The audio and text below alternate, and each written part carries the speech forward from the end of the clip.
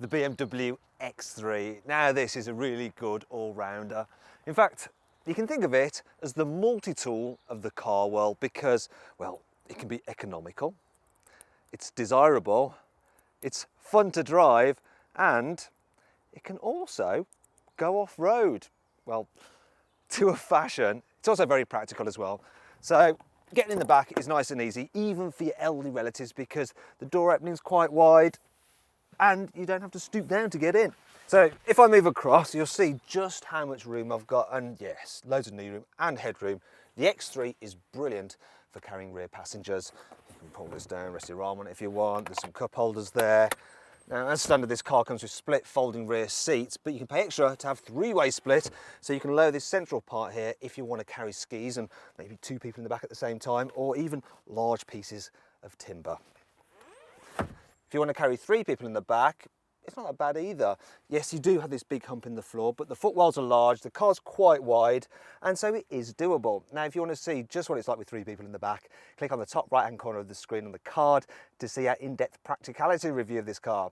And that brings us on to the boot. So, the boot on this car is absolutely massive, and as standard, you get an automated tailgate, though if you're impatient like me, you'll end up confusing it. Sometimes I think it's easier to just do that. Okay, yes, like I was saying, the boot is very large. It's a nice square shape as well, and you can get it with things like adjustable tether points, lots of nets, straps, hooks. And I like the fact that the parcel shelf, you just flip it like that to remove it, which is handy. What's not so good is that you can only fold down the seats using the levers on the top of the seats. There's no clever release mechanisms at the back. But you do get a flat load bay with no load lip, which is great. There is some underfloor storage there, but unfortunately, it won't fit the parcel shelf. So you've really got nowhere to put this. Excuse me, why am I still holding this? Thank you. So another thing that I'm not so keen on, dare I say it, is the design. Now, I know it's desirable, of course it's desirable, it's a BMW, but I just think it's one of their least attractive models. It's just not as sharp looking as a Mercedes GLC, and it's the same story, I'm afraid, with the inside. So the interior design, it just looks a little bit dated. I can't fault the build quality though. This feels like a solid car, and in-car storage is good as well. There's lots of cubbies dotted about the place. And equipment, that's impressive as well. All you really need is the SE model because it's got pretty much everything. You get leather seats, you get parking sensors, you also get satellite navigation, and you operate it using this swivel wheel and touchpad system known as iDrive. And it is the best in the business. And if you want to see our full review of it, then click on the top right-hand corner of the screen on the card for our in-depth video review of the iDrive infotainment system. And that brings us on to the cool tech features of the X3. Here's 5 of them. With BMW teleservices, a mechanic can check possible faults with the car remotely. Thanks to the internet connectivity, you can catch up on stocks, the weather and the news, and it'll even read out stories for you while you're on the move. Put the car into reverse and the wing mirror automatically tilts down so you can see your wheels, so there's no excuse for curbing. With a subscription service, you can dictate emails, texts and even Twitter posts from the car. You can get the car with auto braking, which can spot vehicles and people. I'm not too sure about animals though. However, not everything about this car is great. According to a leading consumer survey, the BMW X3 isn't exactly the most reliable car in the world. Oh dear. In the manual version, the pedals are so far set to the right that you feel like your feet are almost out the door. Don't like diesel? Well, bad luck, you can't get a petrol version of the X3 in the UK.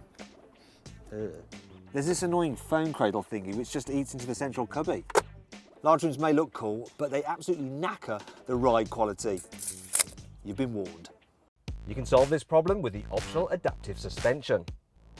Actually, that setup is pretty essential on all models because BMW has given this car fairly firm suspension, and it rides a little bit too bumpy, I think, for an SUV. But on the flip side, it does actually handle very well. But if you've got the adaptive dampers, you get the best of both worlds. You get a comfort mode and you get a sports mode, and then you can really exploit this car's, well, it's rather surprising, grippy handling when you're not hooning it around. It's reasonably quiet, though you do get quite a lot of tyre roar when you're going at speed. Visibility is pretty good though. The only problem is this large blind spot just there. Although the other pillars are quite thin, and you can actually see for yourself by clicking the top right-hand corner of the screen on the card to watch our 360-degree video. This particular car is the X30D and it's powered by a 3-litre diesel, which is absolutely storming. So you can get this car from 0 to 60 miles an hour in under 6 seconds, and BMW says it will return 48 miles per gallon, though if I look at the trip computer I'm getting 35, so not so good. Now most people will actually go for the lower powered 2-litre diesel, which is quick enough, but if you do that, make sure you upgrade to the automatic gearbox, which is standard on this 30D, because that auto is brilliant. I reckon it's the best in the business, and well, BMW's manuals, they're not the best in the business.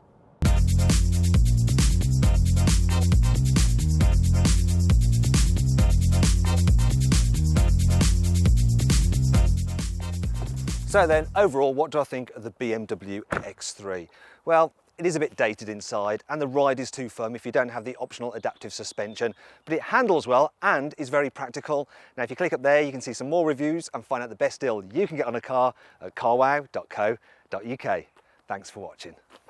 Click over there for our group test video between the BMW X3, the Mercedes GLC and the Range Rover Evoque. And if you enjoyed this video, please like it, share it and subscribe to our channel. Now, did you know the blue and white on the BMW badge actually represents the colours for the state of Bavaria, not a white propeller against the blue sky, as quite a few people think.